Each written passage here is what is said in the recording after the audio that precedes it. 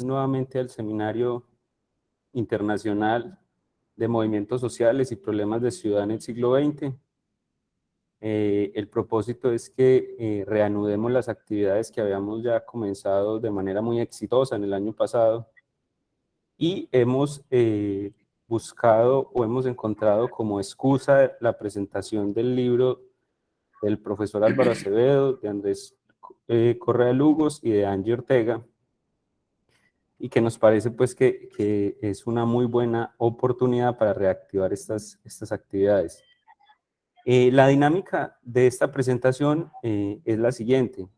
Inicialmente, los doctores Sergio Arturo Sánchez Parra y Ernesto Sánchez Sánchez van a hacer comentarios a la obra y posteriormente ya los autores nos van a dar su lectura, a leer algunas visiones que tienen de la obra misma, y finalmente ya sería una conversación o un debate acerca de los temas abordados en el libro. Si les parece, antes de darle la palabra a cada uno de los participantes, yo voy a hacer una muy sucinta presentación de su perfil académico, y reitero que muy sucinta porque son perfiles muy, muy amplios. Sí, Anderson, para por favor, avanzar. En esa parte, rapidito. Claro. Gracias. Que sí. Claro que sí. Bueno, entonces, si les parece, vamos a dar inicio con los comentarios de la obra. La obra, como ya ustedes saben, se titula Una crónica noticiosa de 1968 en Colombia, de Álvaro Acevedo Tarazona, Angie Daniela Ortega y Andrés Correa Lugos. El primer comentarista es el doctor Ernesto Sánchez Sánchez, quien es licenciado en Economía, maestro en Estudios de Estados Unidos y Canadá por la UAS y doctor en Ciencias Sociales por la Universidad de Guadalajara, y actualmente es profesor investigador de tiempo completo en la Facultad de Estudios Internacionales y Políticas Públicas de la Universidad Autónoma de Sinaloa. Asimismo, pertenece al Sistema Nacional de Investigadores Nivel 1, y entre sus últimas publicaciones encontramos, por ejemplo, El trabajo y los jóvenes, una lectura desde la precariedad e incertidumbre laboral, y otros trabajos como Trabajadores en Movimiento, del sindicalismo tradicional a la acción colectiva. Doctor Ernesto, si le parece, iniciamos con usted entonces. Muy bien, ¿sí me escuchan bien? Sí. Ok, pues primeramente quiero agradecer la invitación por parte de Anderson, de Sergio Arturo, por invitarme a comentar, a dialogar, a platicar sobre esta obra. Una crónica noticiosa de 1968 en Colombia, de Álvaro Acevedo, Angie Ortega y Andrés Correa. Pues ya lo dijo Anderson, no soy historiador, soy economista, así que puede ser el ojo de Clio, ¿no? La mirada de Clio puede ser muy exigente hacia mi persona. ¿Por qué? Porque estoy frente a grandes investigadores de CEPA, que de manera muy imaginativa, novedosa, pues presentan un texto muy enriquecedor en términos de información, en términos de orden, ¿no? Como todo ejercicio historiográfico, ¿no? Ordenar cronológicamente para una crónica amena, una crónica, como lo dije, imaginativa. Y pues con base a eso, pues quisiera empezar a justificar por qué, y no sé, de eso se trata, como decía Andrés al inicio, ¿verdad? Empezar a hacer más ameno la presentación. ¿Por qué hablar de 68? ¿Por qué hablar de 1968? ¿Es importante hablar de 1968? Por supuesto, ¿no? Un año en que alguna vez leí, ahorita que estaba haciendo la reseña en la semana, creo que fue el año que nació Álvaro Acevedo, por cierto, entonces, ya desde ahí ya tiene importancia. Perfecto. 5 de agosto de 1968. No me equivoqué, entonces sí era correcta, mi memoria no me... Perdón, en San Vicente, en Bucaramanga, pero creo en San Vicente de Chucurí, Teatro de Operaciones del Ejército de Liberación Nacional y de nacimiento del Ejército de Liberación Nacional de Colombia, aún en armas, sí, en el año 2022. Sí, es interesante, ¿no? Entonces, ya de ahí hay una pertinencia, ¿verdad? Que un autor trate de escribir sobre esta fecha. Eric Hobsbawm, si mal no recuerdo, decía que el siglo XX empezaba en 1917 y acababa en 1991, me parece. Y el 68 viene a ser como el corte de caja, ¿verdad? Para ver qué tanto esa utopía, qué tanto esa conquista del mundo soñador, del mundo que quería cambiar no solamente un modo de producción, un modo de vida, estaba siendo posible. Creo que ese es el 68, ¿no? Si lo vemos, digo, yo no nací en el 68, nací en el 73, pero he escuchado y leído algunas cosas sobre este año. Creo que el 68 resume en un año una década, ¿no? Una década que va a ser, pues yo creo, un hito, un parteaguas, a explicar toda una serie de cambios, no solamente económicos, y creo que esa es la aportación y la reafirmación del texto, sino es evidentemente cambios revolucionarios culturales. Entonces, eso es lo importante en los 60. Los historiadores, evidentemente, que tienen esa expertise en manejar a diestra y siniestra los tiempos, las temporalidades, quizás se pueden dar ese lujo, ¿verdad?, de usar el tiempo, así como los físicos, usar el tiempo de una manera racional, vinculando diferentes sucesos, hechos, fenómenos, que pueden ser condensados, ¿no?, en un año. Entonces, el 68, en la lectura que llevé a cabo sobre este gran año no en el sentido de que todo es extraordinario, por supuesto, ¿no? Gran año, sino que es extraordinario en el sentido que pasan sucesos, pasan fenómenos que determinaron prácticamente el devenir de nuestro presente. Los revolucionarios siguieron siendo los guerrilleros, pero aparecieron los jóvenes y las mujeres, ¿no? Los jóvenes que se caracterizaron por, a partir de toda una serie de, por ejemplo, movimientos contraculturales, en la cual los describen muy acertadamente los autores, ¿no? Ponen una postura contestataria hacia el establishment, de manera imaginativa, ¿no? En donde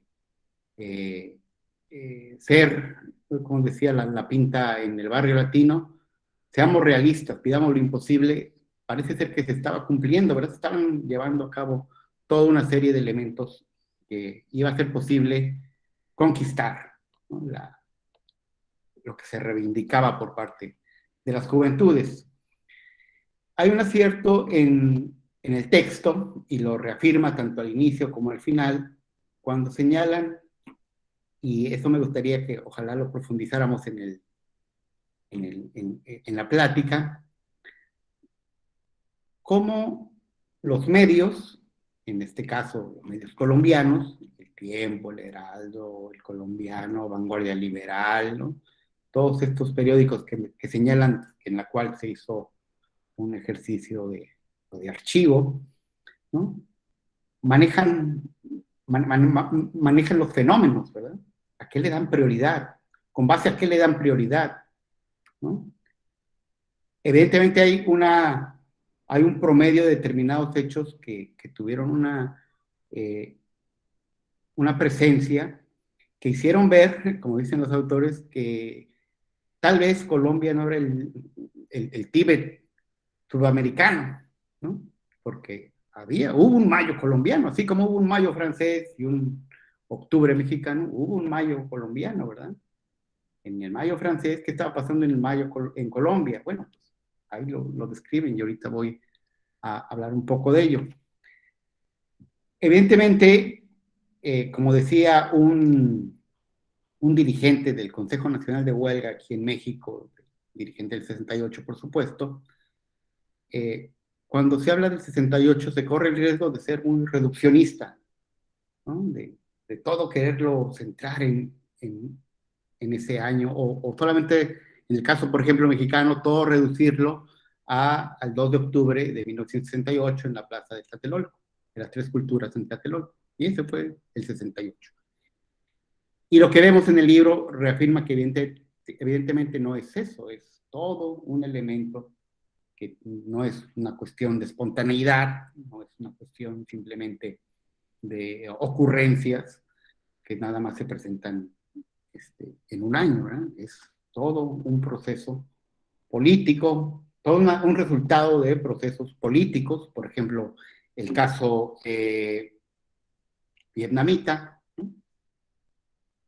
En el libro, yo prácticamente conocí la historia de Ho Chi Minh, en el libro que estoy comentando, narran de una manera muy amena, de una manera muy fácil de digerir, pues, todos estos elementos que el dirigente vietnamita lleva a cabo para poder condensarse como el gran líder de Vietnam. Entonces, creo que ese problema de reduccionismo no lo vemos afortunadamente en el libro, ¿no? ¿Por qué? Porque nos muestra todos esos fenómenos en la cual, por ejemplo, el factor cultural, como lo dije hace un momento, fue decisivo, ¿no? Los Speakers, el grupo más importante de Colombia en ese año, en una de sus estrofas dice, abre tu mente a los sueños. Entonces, creo que ahí se condensa precisamente esa esencia de esa juventud. En el 68, en el texto, nosotros vemos cómo hay nuevos hábitos, ideas, lecturas, formas de consumo, y principalmente una resignificado a la autoridad.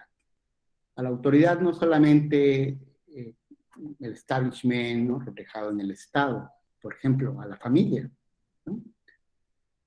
La revolución sexual, de la cual nos hablan en el libro, nos muestra cómo el sujeto, ¿no?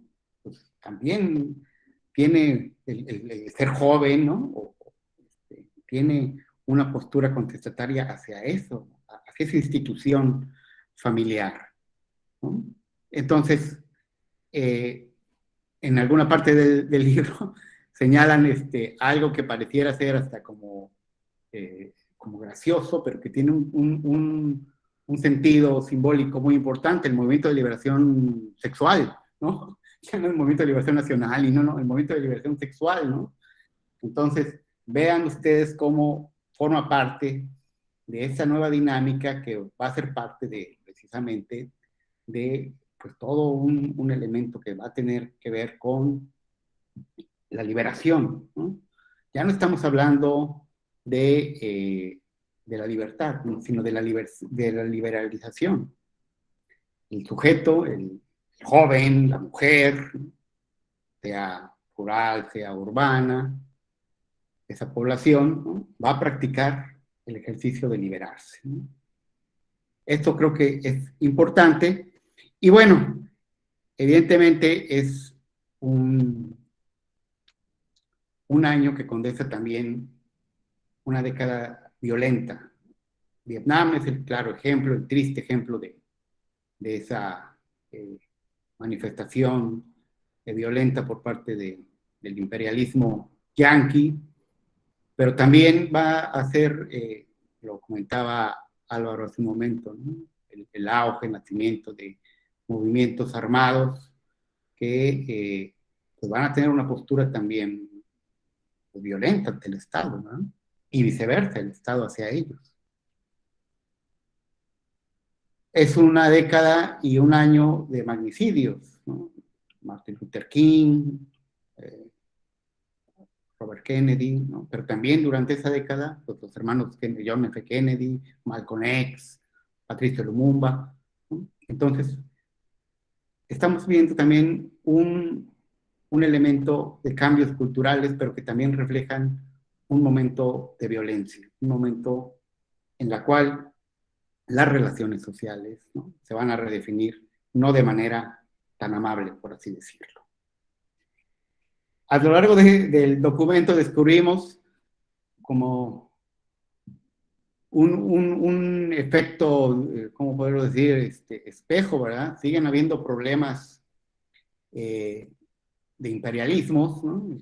No sé, Estados Unidos con Vietnam, Rusia con Ucrania, o sigue habiendo un virus, ¿no? Y me voy enterando que el virus de Hong Kong en 1968 pues, estaba presente, ¿verdad? Una pandemia, ¿no? Que narran los autores que hasta Richard Nixon pues, tuvo ese virus.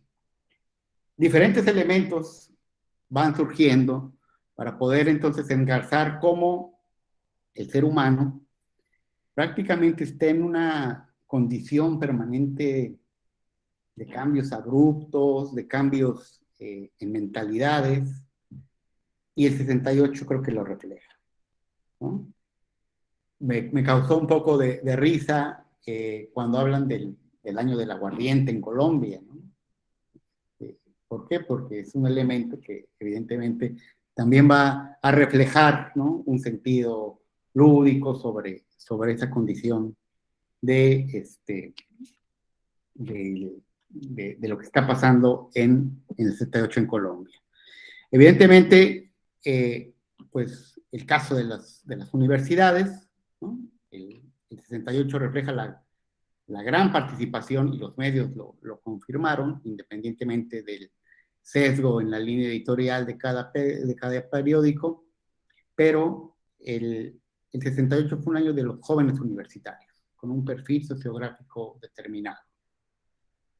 En el caso colombiano, la Universidad de Cartagena, con los 45 puntos que reivindica, la Universidad Industrial de Santander, la Universidad Nacional, ¿no?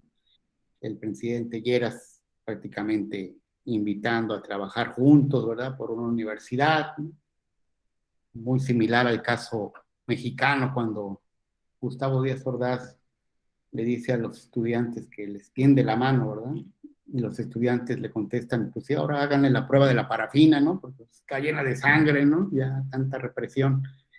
Entonces, es un año de los jóvenes universitarios, ¿no?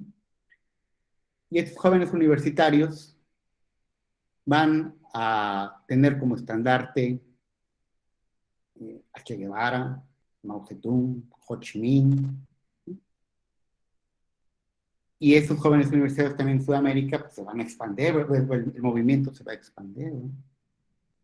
Ecuador, Colombia, Uruguay, Argentina, Chile, por supuesto Colombia, México, Berkeley, Chicago, Colombia, España, Francia, por supuesto.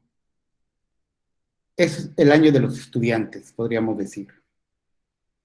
Y bueno, pues es el año también en la cual los movimientos armados, los movimientos guerrilleros, van a hacer su aparición y reconocimiento de una manera, yo lo podría señalar, media ecléctica, al poder conformarse por sujetos con también una formación diversa, ¿no? El caso de curas, ¿no? Camilo Torres, ¿no? Los profesores aquí en el caso mexicano, y que va a invitar ese año, por los sucesos que se presentaron, a conformar una conciencia que se va a ver reflejada, como lo decía yo al inicio, en el devenir, en nuestro presente, ¿no? Hay una concientización, ¿no?, de la gente. Así como hubo colores, como dice este dirigente, ¿no?, que en el 68 se rompió ese color sepia de la vida cotidiana y centró al color, pero era el color de las conciencias. Entonces, los jóvenes, por lo que leemos, entraron a una concientización, a una fuerte politización que conllevó a que las generaciones de estos jóvenes se manifestaran o tuvieran pues, diferentes formas o se acostumbraran a manifestar diferentes formas de inserción en la toma de decisiones en diferentes momentos de la vida. Estamos hablando de jóvenes, entonces, un joven determinado con un perfil politizado, consciente. Yo voy a contar una anécdota personal para situar esto. Mi papá estuvo en el movimiento del 68, en la Plaza de las Tres Culturas en Tlatelolco.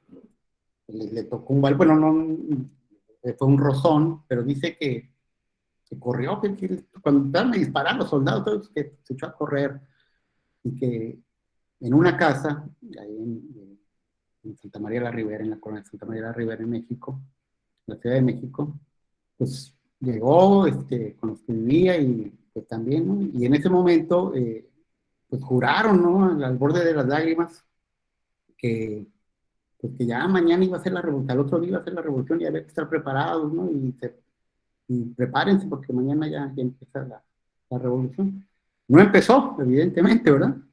Pero lo que él nos narra, lo que él me cuenta, es que evidentemente dice, yo juré ante mis camaradas de la facultad que siempre iba a luchar por algo, ¿no? Si ellos también, y así sucesivamente. Entonces, a eso me quiero referir cuando estoy hablando de una generación concientizada, politizada, que la acción, ¿no? La intervención, ¿no? Recurriendo a la octava tesis de Marx, de Feuerbach, ¿no? Pues ya no había que interpretar esa realidad, sino había que cambiarla, ¿verdad? Y por diferentes motivos. En este caso, fue algunos por la vía armada y otros por otros canales. En el caso colombiano, y no sé, aquí los autores me pueden corregir, yo veo un caso no inverso a otras situaciones que se suscitaron en el 68, pero aquí veo como que una presencia más del trabajador hacia, en el caso colombiano, del trabajador hacia el estudiante, ¿no? Como que hubo, por lo que veo en el texto, una sinergia más coordinada, en el caso, por ejemplo, mexicano, ¿no? El Frente Obrero Estudiantil, por ejemplo, colombiano, demuestra esto que estoy comentando, en la cual, bueno, pues, se ve mucho más consolidado un grupo de personas, obreros, estudiantes, que tratan de, a partir de sus reivindicaciones, pues, tener una postura mucho más consolidada ante el poder, ante la hegemonía. Entonces, no sé, y me llama la atención porque Colombia pues tiene una fuerte tradición de movimientos armados, ¿no? Hasta hoy día, a pesar de todos esos elementos que vemos en la prensa sobre desarmes o negociaciones o armisticios. Y cuando uno ve el caso colombiano, nosotros platicando con Anderson de la manera de broma, de comentarios de banqueta, como se dice coloquialmente, siempre vemos así como que, oye, pues la derecha está presente ahí en Colombia en todo momento, ¿no? Teniendo una fuerte tradición contestataria, ¿no? En diferentes momentos. Y habría que ser interesante por qué, ¿verdad? Porque eso que estamos viendo, que puede ser resultado en parte de esa década de los 60, por qué está pasando, ¿no? Entonces, en el 68, no sé, Álvaro, Andrés, Angie, no sé si escribir del 68 ustedes me lo pudieran comentar, pudiera ser un estímulo al que se puede volver a llegar, en el sentido de ese estímulo ser proactivo, ser más demandante en cuestiones sociales, ¿no? Revolucionario en el mejor término de la palabra, para poder recobrar ese sentido de solidaridad, colectividad, ¿no? Conciencia en la vida. Es decir, si a mí me preguntan, en el 78 hubo cambios, digo, pues claro, fueron cambios de carácter hasta biopolítico, como diría Negri, Antonio Negri.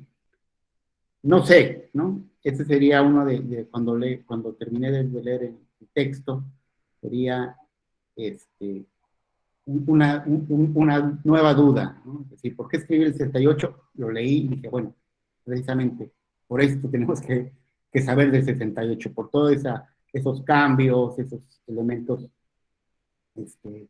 enriquecedores que permitieron nuevas formas de intervención de jóvenes, mujeres, ¿no? en la vida.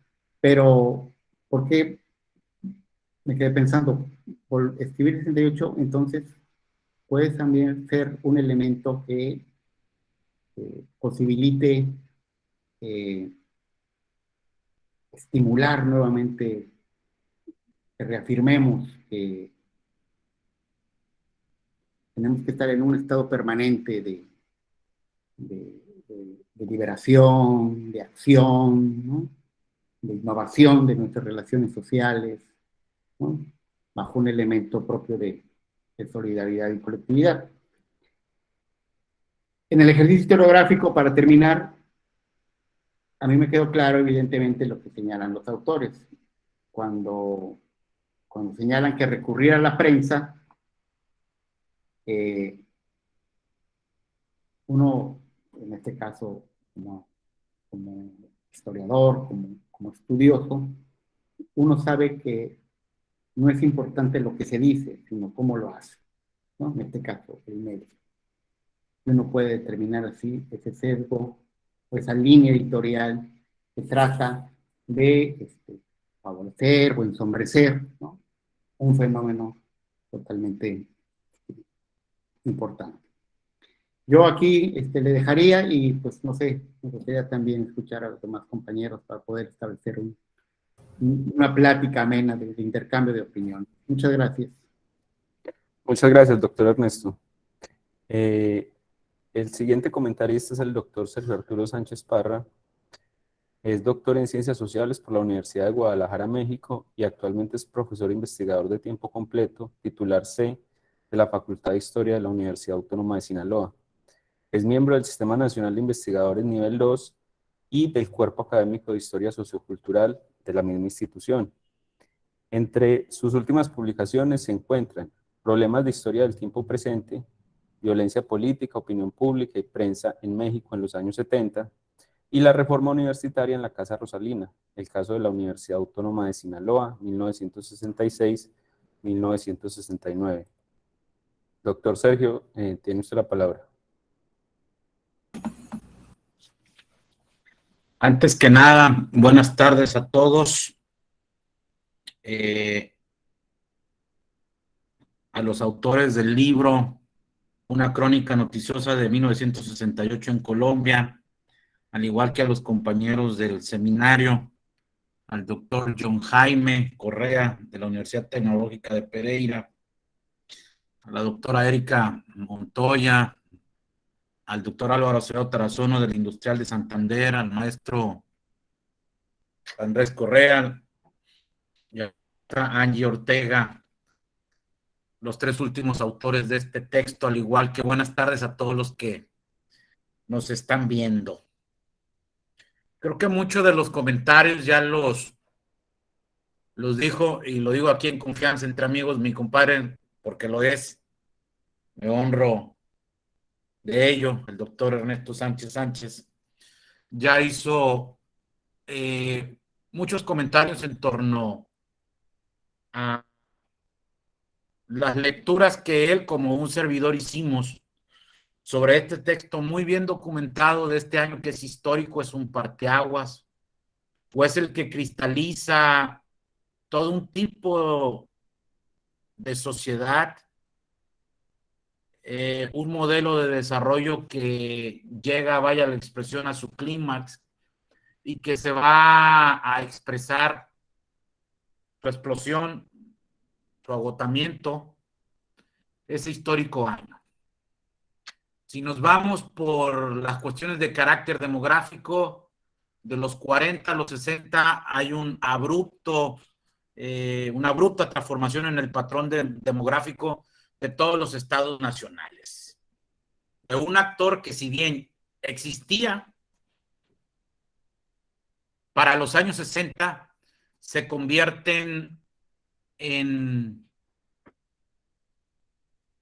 los jóvenes, estoy hablando de ellos, en este segmento de la sociedad que ya tiene un peso específico en la vida pública y privada de las sociedades latinoamericanas o europeas, y que el peso de las presencias de las juventudes, pienso por ejemplo con un texto de ya no tan reciente lectura, pero que se llaman Pelados, Zampones y Pecatrices, de una historiadora mexicana, Susana Sosensky, quien habla que estos procesos de urbanización, de cambio en el patrón demográfico, de este incremento en términos absolutos y relativos de la población juvenil, van a pesar mucho en las sociedades. Ella habla para el caso mexicano, pero sin ningún problema lo podemos trasladar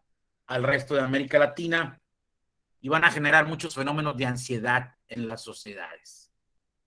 Y ansiedad porque eso implica preocupación por el tipo de conducta que comienzan a manifestar estos jóvenes en este mundo, en términos culturales, que está siendo revolucionado por un conjunto de fenómenos que no tiene caso ahondar en ellos, y que se pueden expresar o los podemos encontrar, estos modelos del ser y del deber ser joven en estos años 60, en el texto de Valeria Manzano, Historia de la Juventud en Argentina, entre lo que espera la sociedad de los adultos, el joven bien portado y dedicado a estudiar, y lo que en ese momento la juventud por sí misma puede ofrecerle al resto de la sociedad. Un grupo de rebeldes, de pelo largo, greñudos, de rock, etc.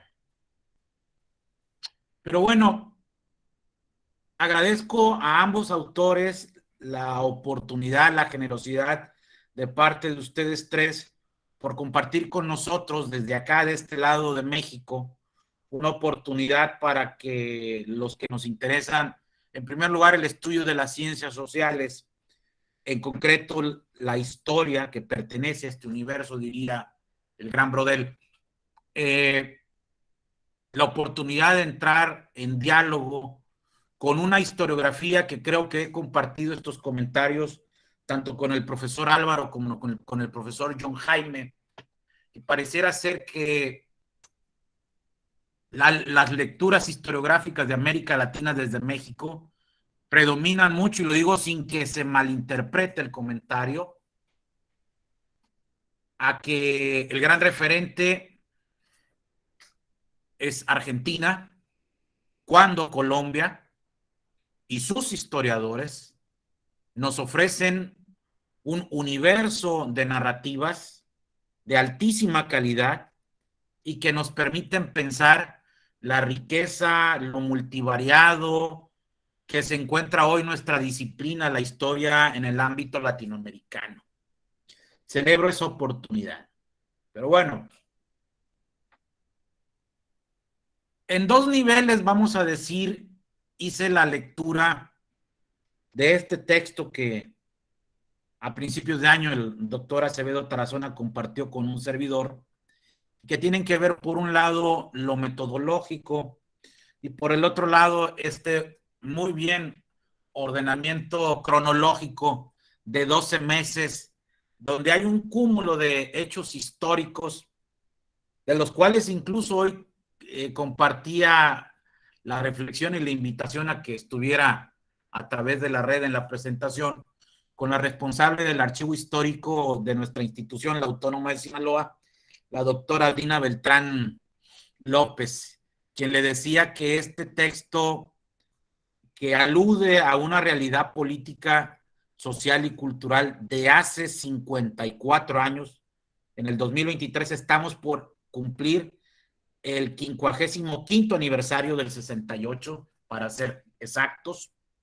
y yo le decía que el texto lo podía sintetizar en una frase: cuando el futuro nos alcance.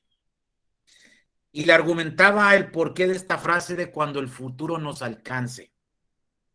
Porque si nos vamos en estas dos lecturas que yo le hice en estos dos niveles, lo metodológico y lo cronológico, le decía, inicia 1968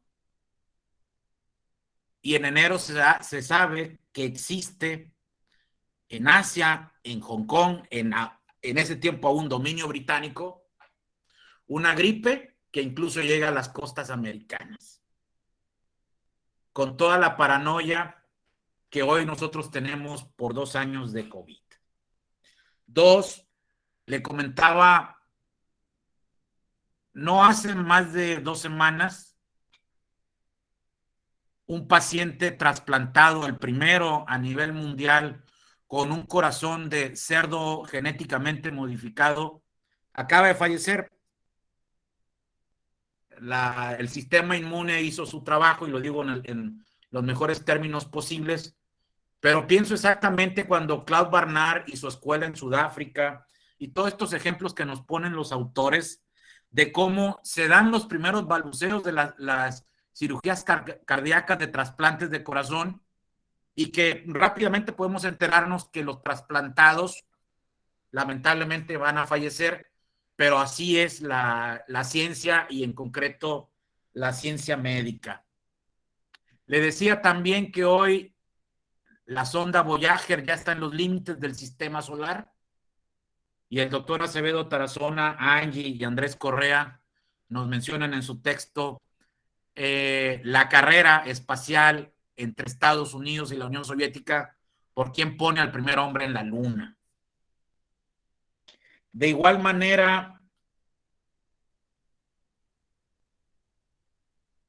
la guerra, la violencia política que aqueja a algunas regiones, entre ellos, y luego con respeto, Colombia, pero que particularmente hoy, en este contexto de un 2022, del cual todavía ni nos vamos de COVID, pero aparte recibimos la mala noticia que un día el señor Vladimir Putin, bajo los argumentos que ya conocemos y que en mi opinión son extremadamente debatibles, decide invadir Ucrania, y que el experimento del socialismo con rostro humano en la plaza de San Wenceslao, en Praga, donde se reunían a defender este proyecto de socialismo libertario encabezado por Alexander Dubček, fue aplastado por las tropas del Pacto de Varsovia encabezadas por los tanques soviéticos, y que el propio Jean-Paul Sartre, nos lo dicen los autores, hace una reflexión y donde dice que tan es condenable el genocidio que las Fuerzas Armadas de Estados Unidos hacen sobre el heroico pueblo vietnamita, como también es condenable lo que están haciendo los soviéticos en ese año en Checoslovaquia.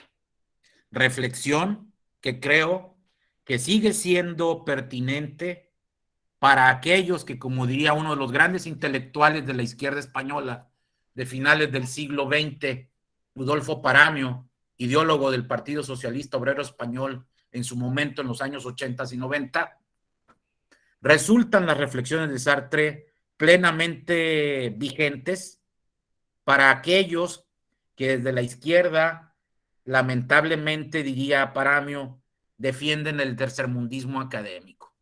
Por la revolución, por el socialismo, todo es justificable.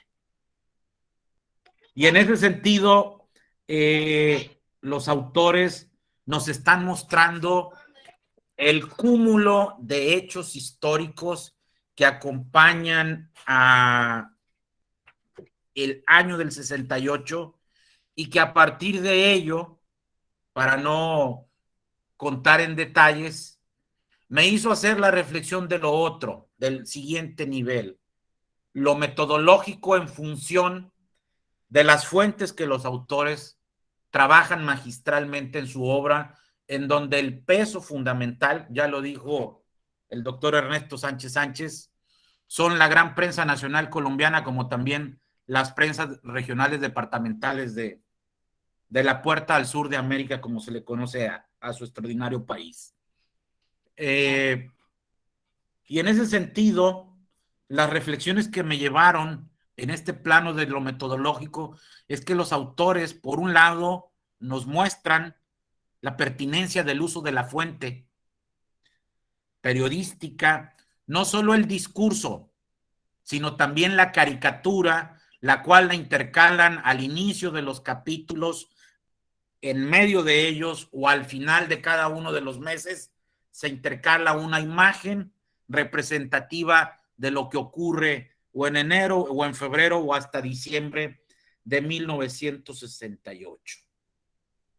Ello nos debe llevar a pensar, bueno, en el trabajo editorial del Tiempo colombiano, el diario de Risaralda o los periódicos de Santander, cómo editorialmente trabajaron cada uno de los sucesos históricos que se dan en este inolvidable 68, o cómo fue el tratamiento editorial de personajes como Mao, Ho Chi Minh, Camilo Torres o cualquiera de ellos, Martin Luther King, que aparecen en esta muy bien narrada historia.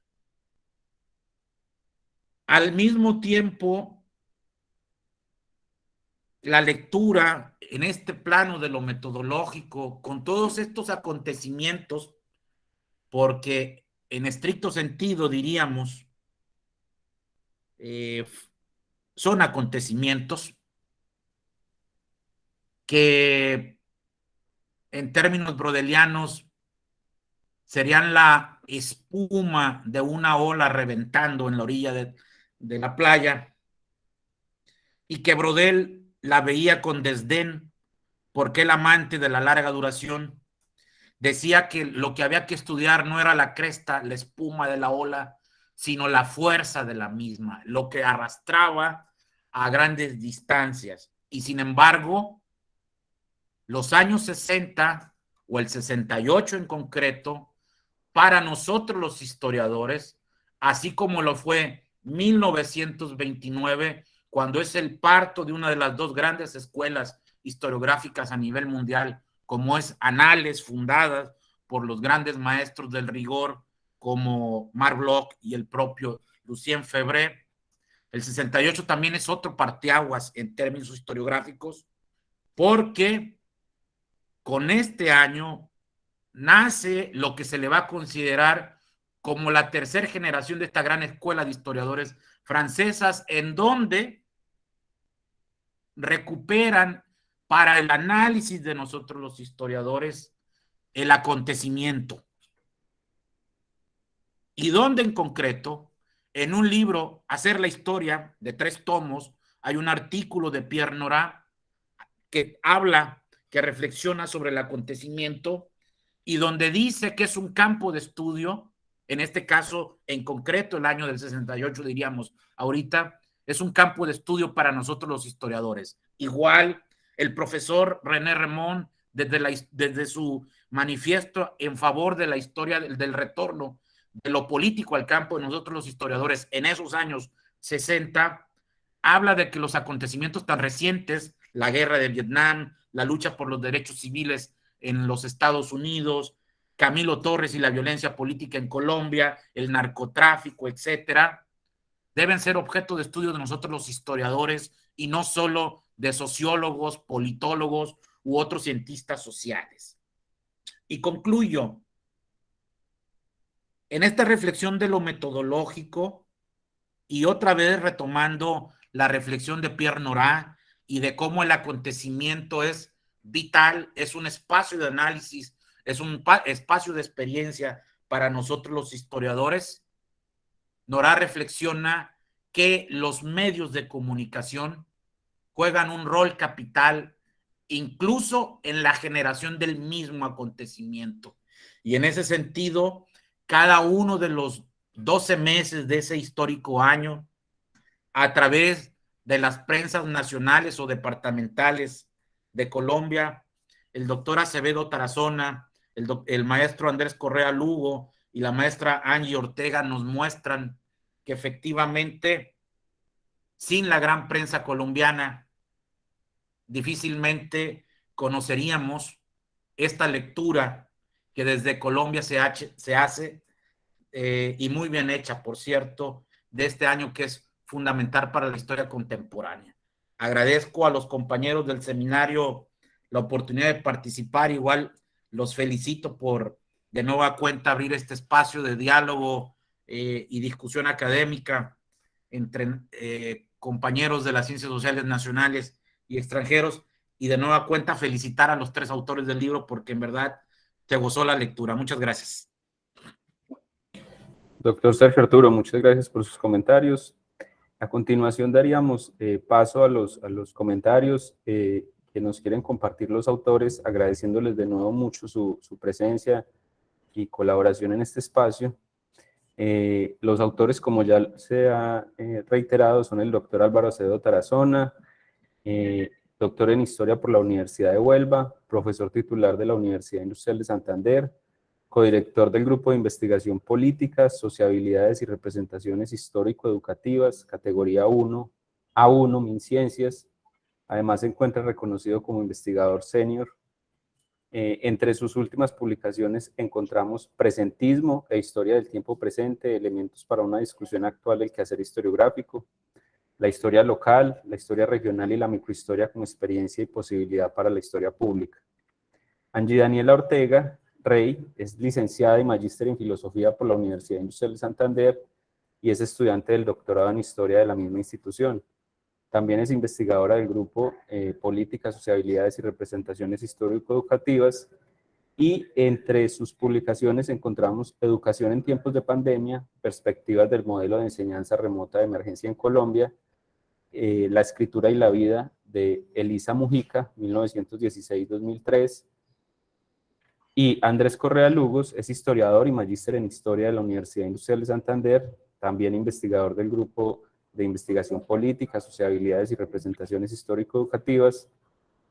Es reconocido como investigador junior por la misma institución, y entre sus publicaciones recientes encontramos Tanopolítica y Control Social, la violencia como dinamizador del orden y la limpieza social en Bucaramanga, Colombia, 1988-1998, y Nuevos modos de protesta juvenil e indignación en Colombia, del año 2021.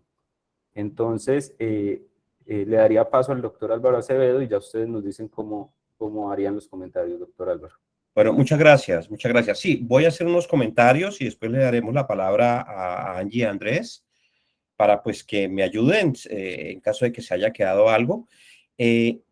Habíamos preparado un texto, pero creemos que frente a las excelentes presentaciones y que agradecemos enormemente por haber tomado el libro en esta lectura, creo que es más interesante hacer una gran cantidad de comentarios en torno a unos puntos, a unas inflexiones y a unas inquietudes que los expositores han señalado.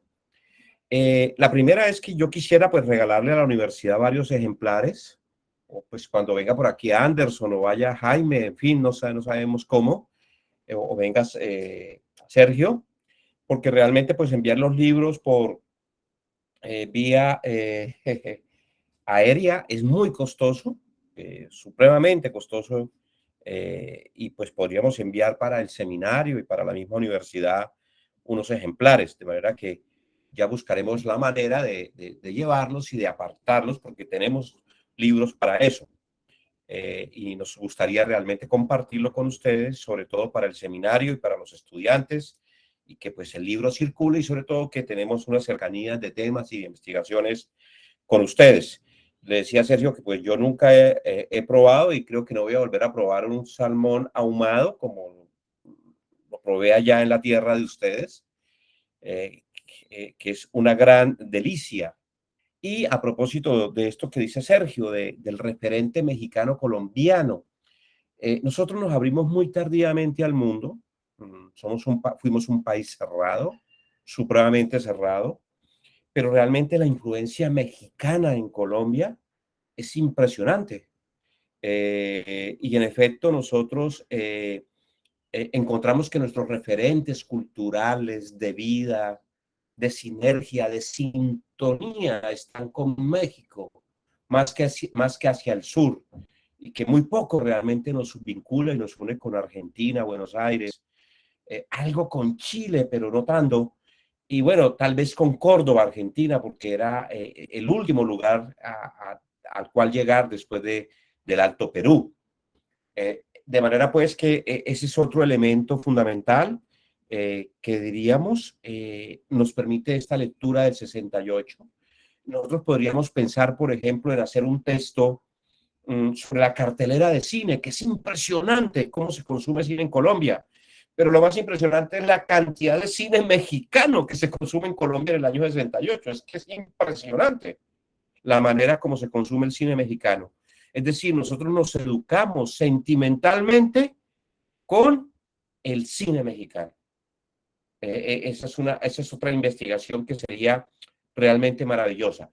Yo le pido una excusa a los expositores cuando yo decía que rapidito la presentación de nuestras hojas de vida, nos referíamos a la de Angie, la de Andrés y la mía, para evitar sonrojarnos y ese tipo de situaciones. En efecto, la crónica que hemos nosotros ordenado tiene una intencionalidad, no es al azar. A mí me llamó el profesor Verón, me escribió y me dijo que le pareció muy interesante también el libro, el profesor Alberto Verón de la Universidad Tecnológica de Pereira, porque él sabía que la crónica había sido ordenado resultado de un gran trabajo y de una experiencia acumulada para poner unas noticias, no otras, situar otras, etcétera, etcétera. De manera pues que la crónica tiene una intencionalidad, resultado de una experiencia, 30 años trabajando este periodo, esta época, y sobre todo, este libro se quiso hacer porque no habíamos dado pie a una hipótesis en Colombia, y es que aquí el 68 se dice que fue el 71, por lo que hubo un gran movimiento estudiantil y de parálisis de la universidad impresionante.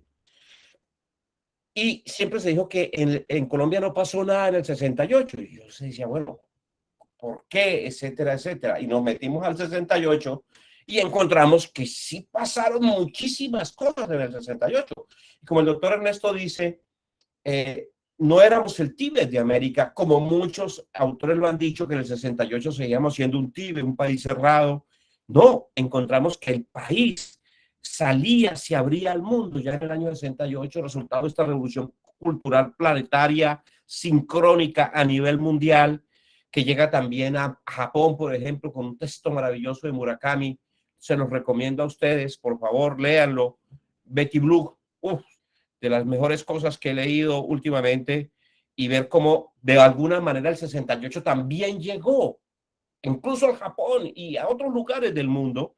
Y también encontramos algo cuando hicimos la investigación, y es que el 68 es inagotable. La cantidad de documentos que hay en la internet lo desborda a uno investigativamente.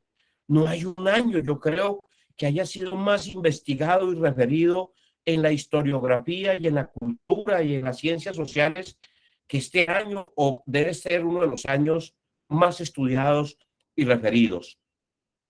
Y en efecto, como lo han señalado nuestros dos expositores, el doctor Sergio y el doctor Ernesto, esa gripe de Hong Kong es impresionante. Es la primera gripa global que estamos asistiendo en el mundo, como las que vamos a ver en los años 80, 90 y por supuesto en este periodo tan triste, tan desafortunado, porque además este es un libro hecho precisamente en ese periodo de situaciones difíciles en Colombia, en el mundo, de desesperanza, de confinamiento. Ahí hay tal vez mucho de eso también en este libro. Fuimos muy productivos, pero también estuvimos con una especie de cárcel de confinamiento de llamado a una constatación nietzscheana que ya advertía a la muerte de Dios. La muerte de Dios en el sentido de que ya el relato del sentido de la vida no está fijado en la esperanza en un mundo eterno, sino en una desesperanza y en un desencanto por el mundo. Nietzsche ya lo advertía y tal vez no fue consciente de la dimensión tan terrible de esa advertencia que le legó al mundo y que nosotros ya lo vemos en el año 68 y lo contrastamos en esta epidemia. Nos encanta ir a Chile, a México, a los colombianos. A mí personalmente me encanta el chile, la tortilla mexicana, que aquí en Colombia no la hacen, aquí la comemos sintética. Y vamos a esos lugares gringos, agringados mexicanos, mis, que llaman, y eso sabe horrible, la tortilla. Y no hay comida mexicana como se puede comer en México. A mi esposa, a mi hija nos encanta México, quisiéramos ir más. Tenemos una moneda supremamente devaluada. Nos hemos empobrecido los colombianos 20, 25 años. Somos muy pobres los colombianos frente a los mexicanos, frente a los chilenos. No se diga frente a los gringos y a los europeos. La moneda no nos alcanza y no nos da.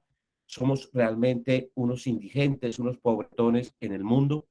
Hay una devaluación terrible bajo un modelo productivo que favorece mucho las exportaciones y que tiene enriquecido un sector muy grande de la población colombiana y un empobrecimiento y una pauperización terrible de las clases medias y de las clases populares que hoy se reflejan precisamente en esta contienda electoral. De manera pues que vamos a hacer con Angie un texto maravilloso sobre la gripe de Hong Kong. Es impresionante, nosotros aquí tocamos solo unos temas en esta crónica, pero eso la prensa está llena de esta gripa que el mundo no advirtió. Ya se dio una primera epidemia global, tal vez murieron muchísimas personas, pero en esa época morir era resultado de una gripa. No vamos a saber cuántos murieron, dicen que 1 millón, creemos que murieron muchísimas más. Y entonces realmente ahí hay una situación que está por explorar, toda una beta de trabajo. En efecto, doctor Ernesto, los colores del mundo del 60 y el 68 son el rojo, el negro, y ya entra el verde por el acontecimiento de los Juegos Olímpicos, por supuesto, el poder negro, ensombrecido sin duda por los hechos de Tlatelolco, que no van a tener la dimensión que, por supuesto, México va a descubrir posteriormente a esta masacre. En la prensa encontramos las marcas que se baten, el poder negro, la rebeldía, la manera excelente como México hizo estos juegos, y los hechos de Tlatelolco son referidos, pero no tienen la dimensión de ese parteaguas que hoy significan para el pueblo, para la cultura mexicana, porque yo estuve en Tlatelolco. El taxista, cualquiera nos habla de los hechos de Tlatelolco, de la masacre de Tlatelolco, con sus propias apreciaciones, por supuesto, pero hay un referente, hay una memoria, cosa que no tenemos los colombianos. Los colombianos no tenemos memoria de nuestros hechos, de nuestras circunstancias, infortunadamente. Es un problema de una pérdida enorme de memoria. Este proceso de paz era la alternativa para llegar a eso, no lo vamos a hacer. Ha sido boicoteado prácticamente por este gobierno. La esperanza del 2016 se nos ha agotado. Otra vez entramos en la desesperanza y en esa arremetida de violencia terrible que tenemos otra vez en los campos y que llegó a las ciudades con la primera línea y con todo el tema, el asunto del estallido social desde el 2021, que constató que el conflicto social por primera vez llegaba a Colombia y llegaba a las ciudades, y yo creo que llegó para quedarse por largo rato en caso de no encontrar unas alternativas y unos procesos en torno a estas guerrillas, pero también a un tema que es terriblemente doloroso, que es el de la coca, el de la droga, que está atravesando todo el tema de las bandas criminales y también de la subversión en Colombia. y encontramos en el año 68 que Colombia ya es el país exportador de marihuana para el mundo. O sea, encontramos que ya ese sino, infortunadamente, nos acompaña de ser un país exportador y productor de droga. Y en efecto, frente a la inquietud que hace el doctor Ernesto, es interesante. ¿Cómo es que hay izquierdas, pero sobre todo más que izquierdas, revoluciones, grupos revolucionarios? Hoy, por primera vez en la historia de Colombia, la izquierda ha llegado con cierta mayoría al Congreso. Nunca, nunca había llegado. Hoy con el pacto histórico hay un hecho realmente que cambia la historia de este país, en particular para la izquierda. Porque en efecto hay una derecha muy compleja, establecida desde el mundo colonial, de estructuras completamente arraigadas, con explicaciones orgánicas incluso, que tienen que ver con la tierra, con la ausencia de una reforma agraria en Colombia, con la ausencia de una revolución social como la tuvo México, como de alguna manera la tuvo Argentina con Perón, etcétera, etcétera, mientras que en Colombia no hemos llegado a ese tipo de posibilidades. De manera pues que ahí hay una situación de derechas en Colombia que nos hace también un país muy atípico en el concierto de la explicación nacional.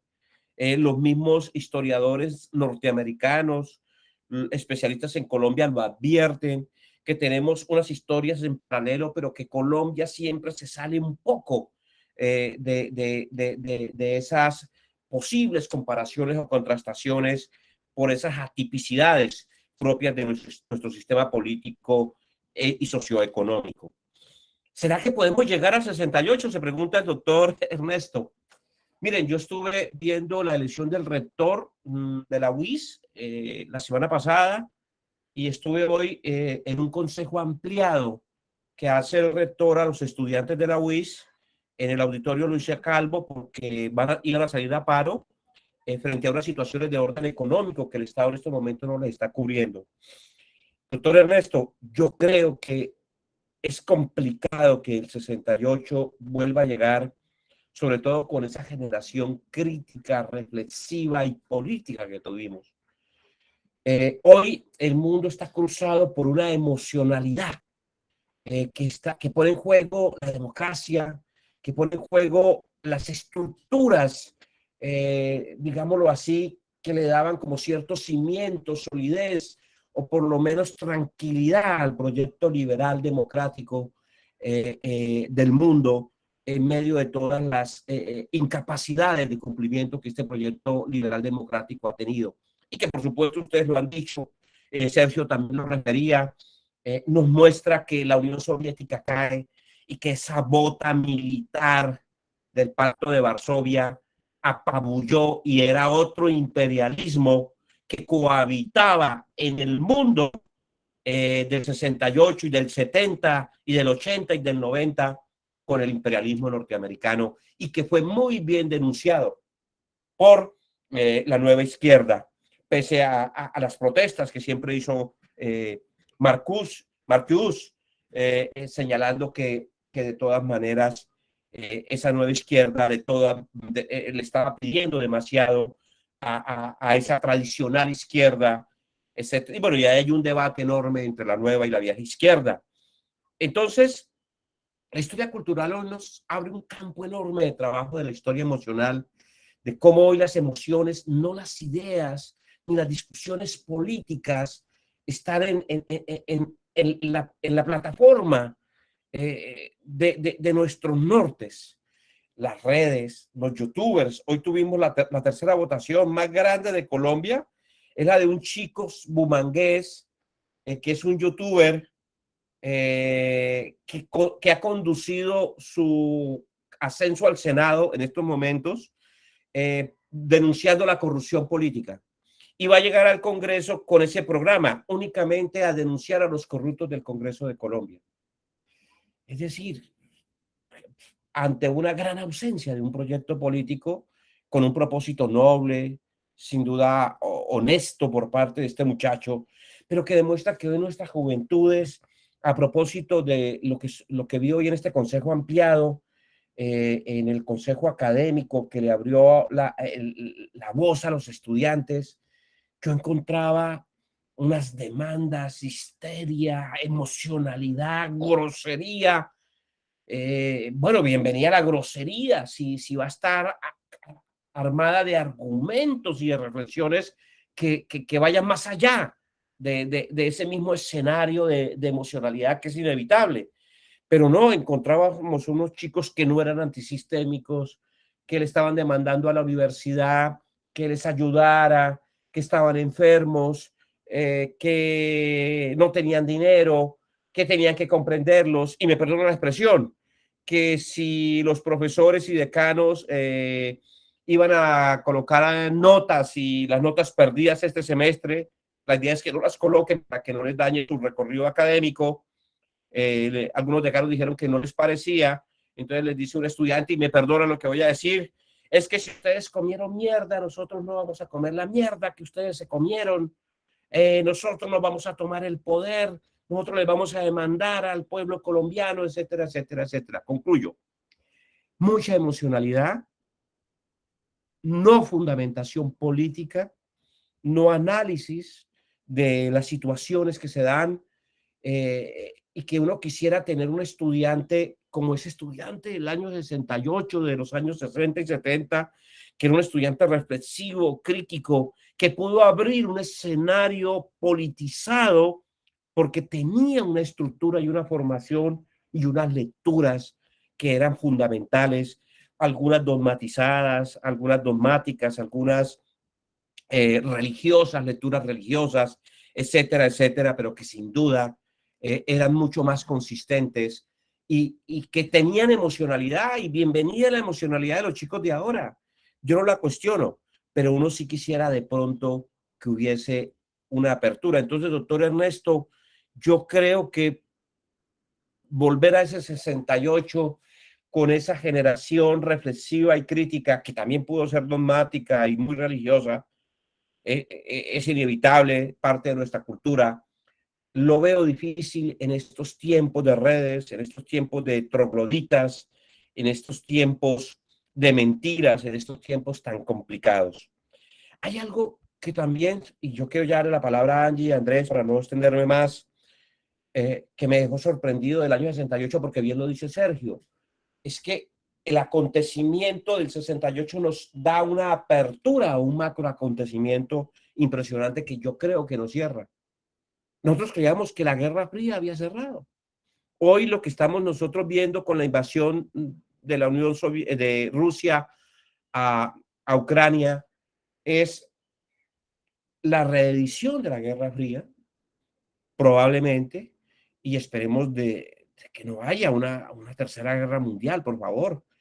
Que entren saboteadores, que caiga por allá una bomba en Polonia, en los países del pacto de la OTAN. Y por Dios, esto puede llevarnos a un conflicto imparable, inevitable, como en el año 62 con los misiles. Si estoy bien, fue 62, el tema de los misiles en Cuba, la Unión Soviética, que el mundo también estuvo a punto de entrar en una tercera guerra mundial. Hoy, como nunca antes, como en el 62, estamos a puertas de un evento planetario catastrófico que no se le ve todavía una alternativa, en tanto creo que Rusia no contaba con el nacionalismo ucraniano y con esta situación tan compleja que estamos viviendo. Hay otro tema finalmente hermoso, que es el tema de los extraterrestres. La guerra, bueno, Sergio se refirió, los avances. Hoy uno prende la televisión y el mundo está lleno de objetos no identificados, de extraterrestres, de programas de vida más allá de la muerte, de fantasmas, de la muerte de Dios. Es decir, de la pérdida del relato que fijaba un sentido a la vida a través de una vocación católica cristiana. Y es un mundo de profunda incertidumbre. y vemos cómo hay abducciones, cómo hay naves espaciales por toda América Latina, por el mundo, resultado también de esta guerra espacial que se está dando y que hoy vemos es un tema impresionante, pero impresionante de consumo en el mundo, que nos muestra además que esas afirmaciones, esas fijaciones que nos daban posibilidad de pensar en una tranquilidad, en un encanto por el mundo, realmente ya no se da. Suicidios, asesinos seriales, que hoy también vemos películas, cantidad de cosas empiezan a darse en esta historia del 68. De manera pues que yo dejaría ahí para escuchar a Andrés, a Angie, y agradecerles enormemente esta invitación y sobre todo a Ernesto, a Sergio, porque se han leído el texto, porque qué bueno tener este tipo de diálogos. El otro gran problema que ya nos advierte el 68 y que lo vemos hoy es que hoy hacer eventos es un fracaso. Hoy la gente no asiste a eventos. Yo particularmente en mi vida no voy a volver a hacer un evento académico, haré eventos especializados. La gente asiste con el internet, con las redes. Hoy los niveles de atención están totalmente dispersos, no nos escuchamos, no dialogamos entre nosotros. Parte de este mundo caótico, acelerado, que Hannah advierte, difuminó el pasado, difuminó el futuro, anchó el presente y nos dejó prácticamente sin historia. La gran pregunta y el gran dilema es qué vamos a hacer los historiadores en este mundo sin historia, de ancho presente, que difuminó el pasado y acabó con el futuro. Muchas gracias. Doctor Álvaro, muchas gracias por sus comentarios. Continuaría entonces Angie Daniela Ortega. Angie. Hola, buenas noches. Buenas noches. Adelante. Bueno, primero que todo, quiero agradecer a los expositores pues, por tan juiciosa lectura. Señalaron pues ya muchos aspectos que bueno, el profesor Álvaro ya profundizó bastante pues en la mayor parte de ellos. Lo único que me quedaría decir es que me gustaría resaltar como todos estos contrastes que se viven en el año 68 con respecto a las mujeres. Este fue un tema que me interesó mucho porque comencé a encontrar en la prensa muchísimas cosas sobre la liberación de las mujeres, con toda esta cuestión de la moda, del estilo, de la cultura, cómo ellas empezaron a entrar en ese ambiente público que antes pues estaba bastante reservado para los hombres.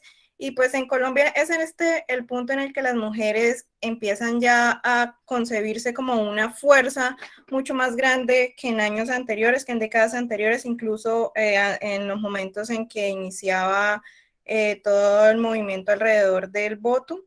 En este momento ya las mujeres votan, ya pueden salir, digamos que vestidas de la manera en que quieren, empiezan a formar parte de colectivos, a introducirse mucho más en ideas políticas, pero en contraste con esto, se puede ver que a pesar de que esto sucede y de que se están viendo mujeres que ya están saliendo a la esfera pública y que están triunfando en la política, las mujeres, digamos que de sectores menos favorecidos de la sociedad, continúan en las dinámicas desde siempre venían atadas por su condición femenina. Encontramos muchísimos casos de asesinatos, feminicidios, violencia intrafamiliar que de una u otra manera quedaba prácticamente impune porque se seguía dando como el privilegio a los hombres de cometer esos crímenes y salirse por otros lados.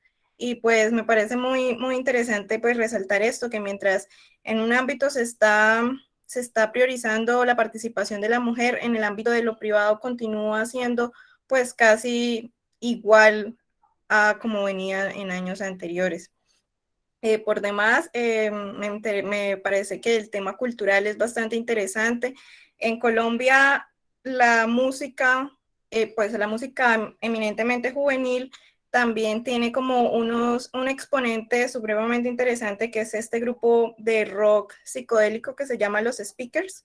Este grupo empieza a revolucionar la escena musical en Colombia, que pues hasta ese momento no había tenido como tanta influencia del exterior, y por medio pues de los Beatles, de grupos como Pink Floyd y toda esta cuestión, estos músicos empiezan a retomar eso desde una mirada como muy colombiana, empiezan a experimentar con la música y empiezan a mostrar como nuevas formas de concebir el mundo desde un país como el nuestro, y con toda esta problemática que también en contraste el mundo de las drogas, de la marihuana, empiezan a introducirse pues las drogas sintéticas al país, en contraposición con toda esta cuestión de la música, de la cultura hippie sobre todo, y pues son pues algunas cositas que hay el profe Álvaro como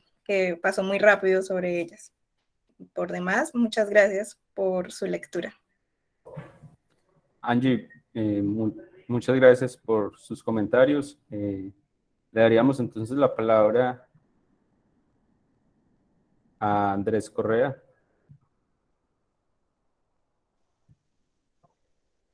Andrés, ¿está por ahí? Sí, aquí estoy. Hola, ¿me escuchan? Buenas tardes, adelante. Bueno, pues primero pues quiero agradecerles pues, por la lectura que hicieron. Y se nota que devoraron el material y pues eso me parece muy interesante.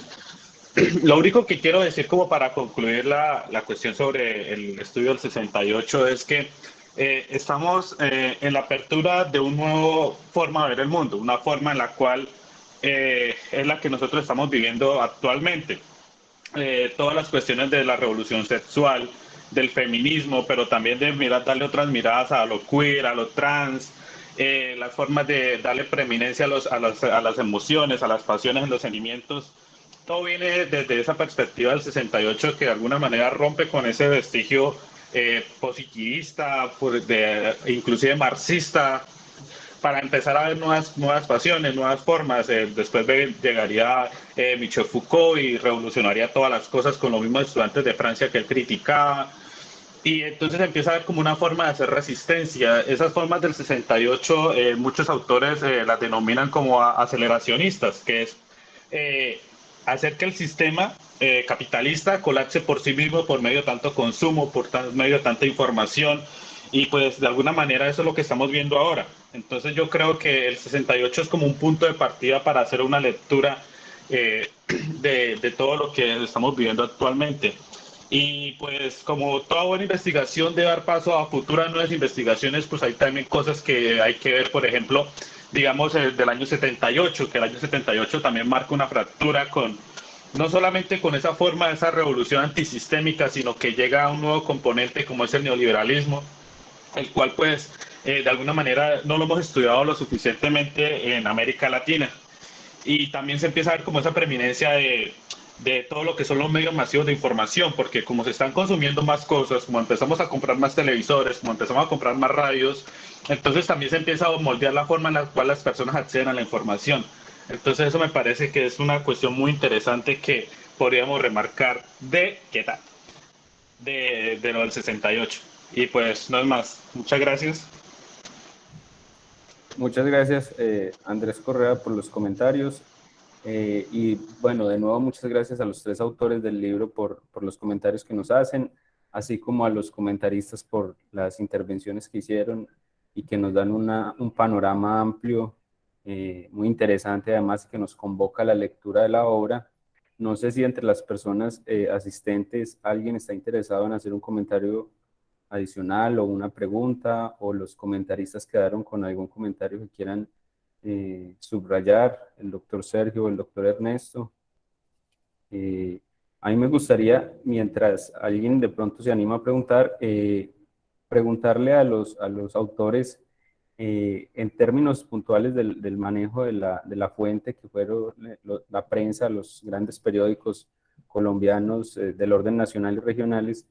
¿Qué diferencias fueron encontrando en el abordaje de ciertos temas dentro de ese 68 en relación con las diferencias que podían tener esos periódicos, o si digamos que la característica bipartidista, política que tenía la prensa colombiana no influyó, o sí, en estos elementos que se cubrían de este año. Bueno, pues sí, qué pregunta tan interesante. Cuando estuve con Sergio en la Universidad de Sinaloa, nos dio un libro muy interesante sobre la opinión pública. ¿Me recuerdas el autor, Sergio? Es Van der Horn, algo así, sobre cómo nace la opinión pública. James Van Horn Melton. Eso. Bueno, precisamente hay algo que hay que advertir, y sobre todo para los estudiantes del doctorado, de la maestría, y es que la prensa siempre tiene una orientación y una determinación sobre la manera de ver eso que llamamos, entre comillas, realidad. Y por supuesto, los periódicos tienen una orientación pública, y uno ya lo puede ver. Por ejemplo, en El Tiempo, bueno, hay una cosa muy extraña con los venezolanos, ¿no? Colombia espera enriquecerse o crear una alternativa económica trayendo venezolanos ricos a las playas de Colombia y norteamericanos, ¿no? Mire cómo es la vida, ¿no? En torno a todo lo que puede estar sucediendo y está sucediendo con Venezuela. Es una gran paradoja. Y, por ejemplo, un diario como El Tiempo trabaja mucho la cartelera de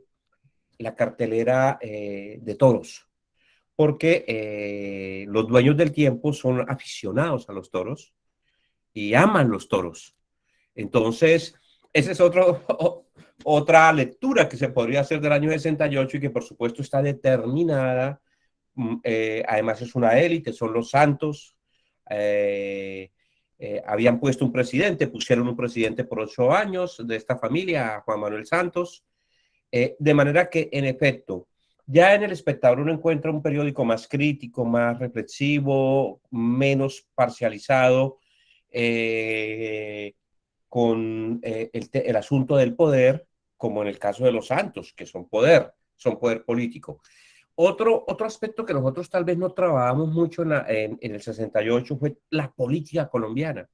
Está Lleras, está todo el andamiaje de la política, las elecciones locales, nacionales, regionales, pero quisimos darle una frescura al texto, sobre todo por el concepto de crónica, de mostrar unos temas de mayor interconexión planetaria con México, con el mundo, y nos encontramos con eso, ¿no? Entonces, en efecto, Anderson, hay diferencia. Los periódicos locales tratan temas muy locales, pero hay una situación que sí nos sorprendió, y es que ya lo vimos en la prensa de los años 30, nosotros que también hemos estudiado la prensa de los años 30, y es que los colombianos, como no podíamos viajar y no viajábamos por el mundo, accedimos a la cultura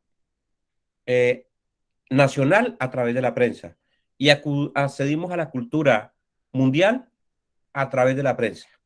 Nosotros, los colombianos, hemos empezado a viajar después, en el siglo XXI, viajar en los años 80, 90, incluso éramos los parias del mundo.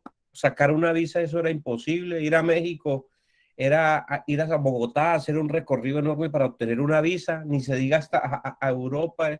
Eso era terrible, esas filas, ese maltrato en esas embajadas. Éramos parias, y fuimos parias con el tema del narcotráfico en los años 80, 90, en el siglo XXI, pues hemos viajado un poco más. Entonces nosotros encontramos en esta prensa, Anderson, local, también un matiz muy internacional. La necesidad de hacer esos diálogos muy localistas, muy politizada, pero de vez en cuando noticias que van trayendo, que es otro tema que no se ha estudiado, y son las agencias internacionales.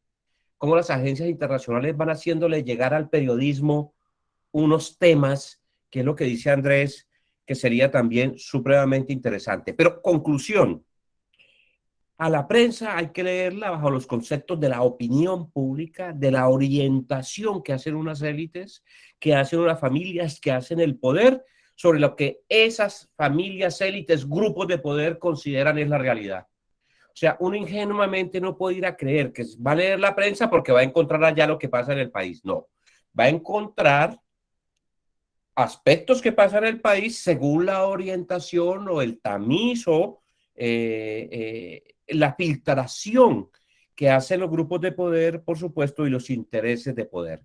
Entonces yo diría eso, diría que hay mucha localidad, pero también mucha internacionalización, porque los colombianos no tenemos otra opción para conocer y ver el mundo, y es a través de la prensa que aprendimos a amar, aprendimos a odiar, aprendimos a matar.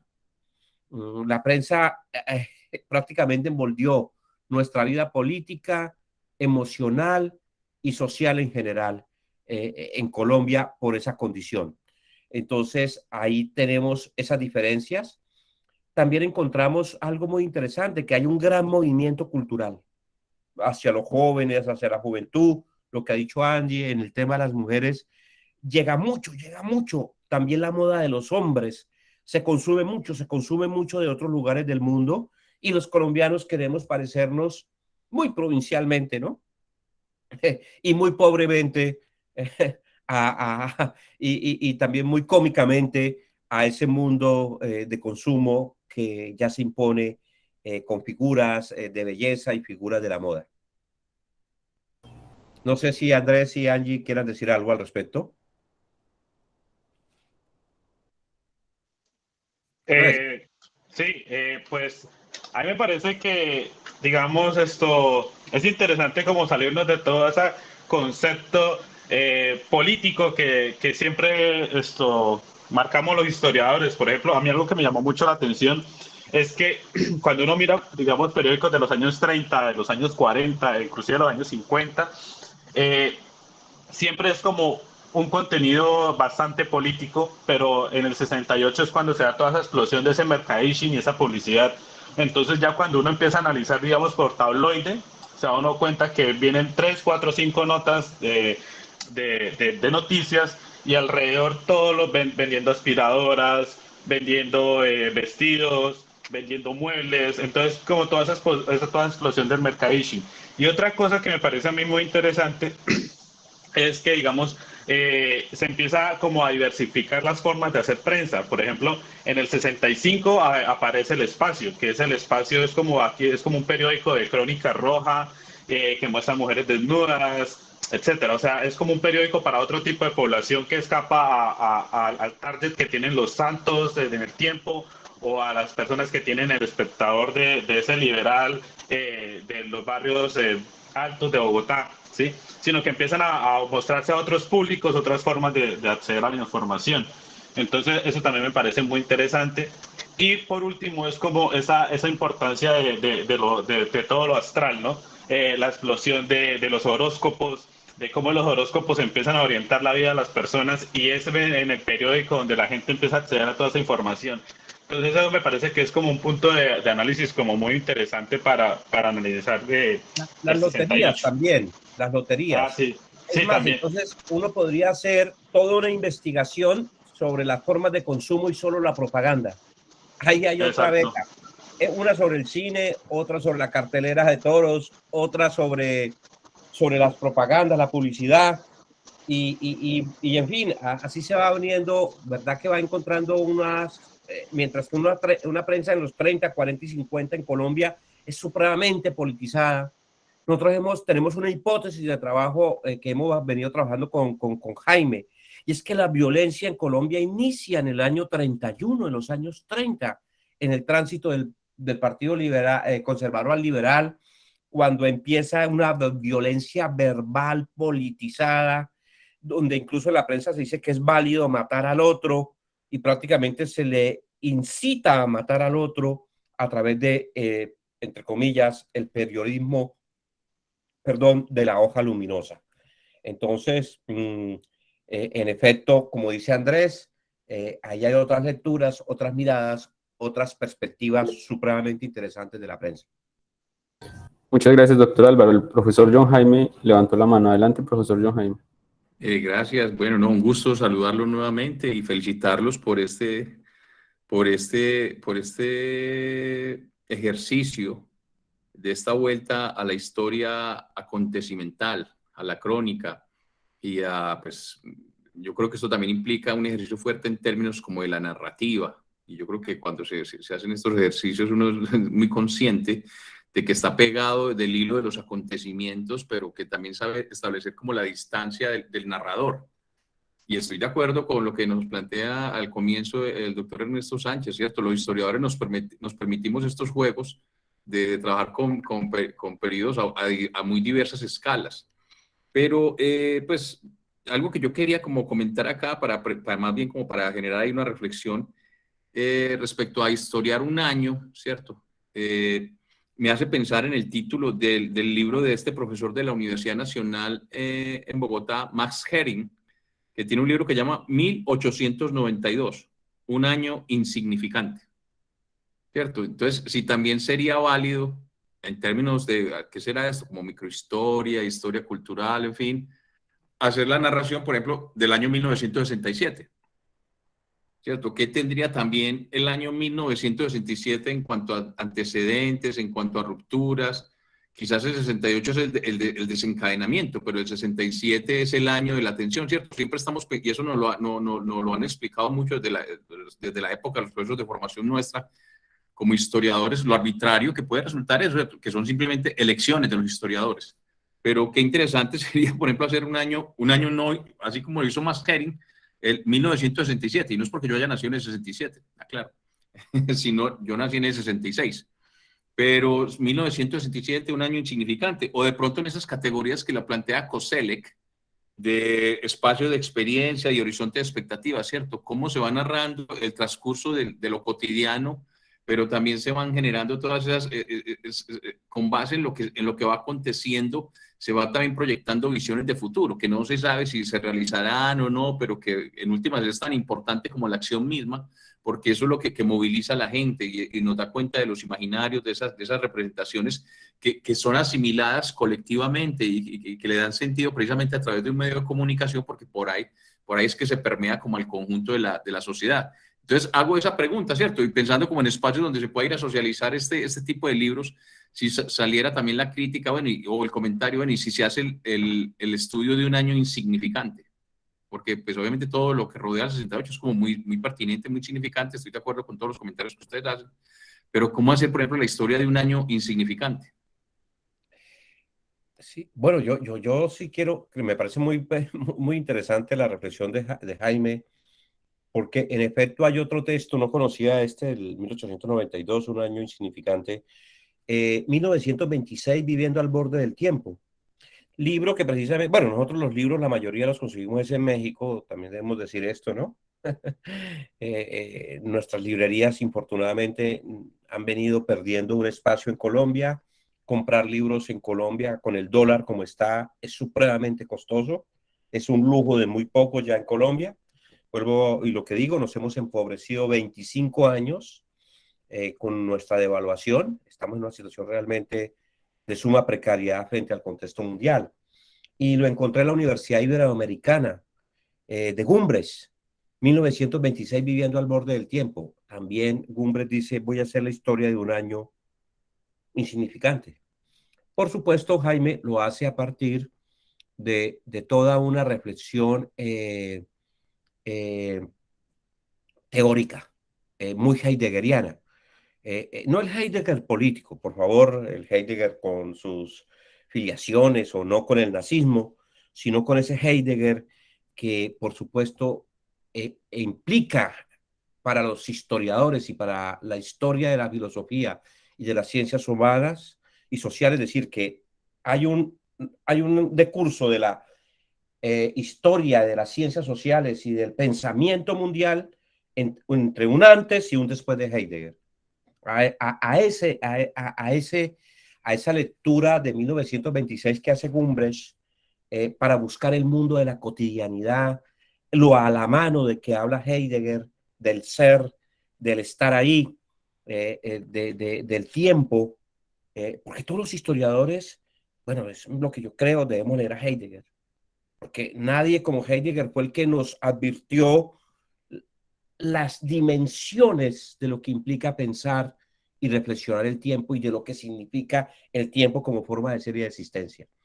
Entonces, en 1926, al borde del tiempo, con un aparato teórico muy contundente, Gumbres dice, voy a estudiar ese año. Y encuentra, Jaime, maravillas. Le recomiendo ese libro, Los Jardines.